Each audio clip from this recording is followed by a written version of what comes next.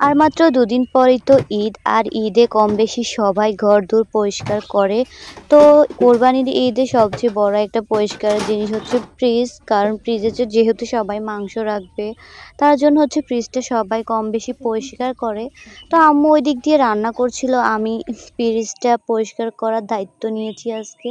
ফ্রিজটা আমি সুন্দর করে পরিষ্কার করে ফেলবো। উপরের পাটটা আমি প্রায় পরিষ্কার করে ফেলেছি, এখন নিচের পাটটা করব। অনেকটাই ময়লা হয়ে গিয়েছে অনেকদিন পরিষ্কার না করার কারণে। ঈদের সময় একবারে পরিষ্কার করব বলে এতদিন আর পরিষ্কার করা হয়নি। তো যাই হোক, আম্মুকে একটু কাজে হেল্প করছিলাম। আমি আসলে আগে কখনো ফ্রিজ পরিষ্কার করিনি। তো দেখবে যে তোমরা দেখো যে মাকে যদি একটু সামান্য একটু তার কাজে যদি সাহায্য করা যায়, তাহলে কিন্তু মা অনেক বেশি খুশি হয়ে যায়। সে অনেকটা খুশি হয়। কিন্তু শ্বশুরবাড়িতে সারাদিন যদি তুমি কাজ করো, সারাদিন অনেক অনেক পরিশ্রম করো, তারপরে দেখবে কেউ বলবে না যে তুমি আজ অনেক কষ্ট করেছো বা অনেক পরিশ্রম করেছো, অনেক কাজ করেছো, কেউ বলবে না।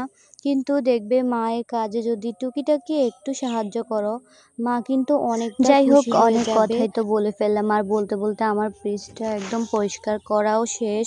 তো এই যে হচ্ছে যে ফ্রিজ থেকে বের করে রেখেছিলাম এই সবজিগুলো, এখানে বেগুন, তারপর হচ্ছে লেবু আর আম ছিল, এগুলো আজকে ফ্রিজ পরিষ্কার করার সময় সব কিছু বের করে রেখেছিলাম।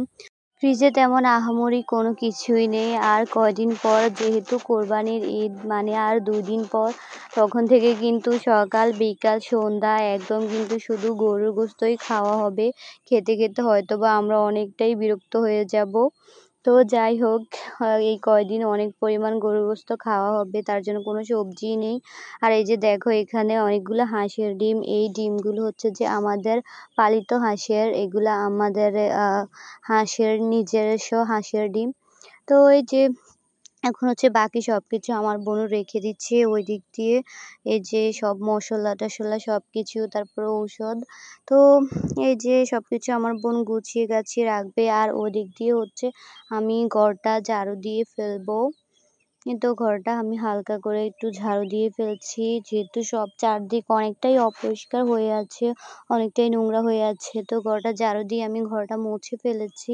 এখন হচ্ছে সামান্য একটু পানিছাড়গুলো মুছবো। সব কিছুই তো আসলে পরিষ্কার করা দরকার। সব কিছু মোটামুটি পরিষ্কার করার পর এই যে আমাদের হচ্ছে এই ছোট্ট টিনের ঘরটা, অনেকের কাছে এটা খুবই সামান্য হতে পারে, বাট আমাদের কাছে কিন্তু এটা রাজপ্রাসাদ। যেহেতু এখানে আমরা থাকি, এটাই হচ্ছে যে আমাদের শান্তির জায়গা। তো তোমাদের কাছে ভিডিওটা কেমন লেগেছে সবাই অবশ্য কমেন্ট করবে। আল্লাহ হাফেজ।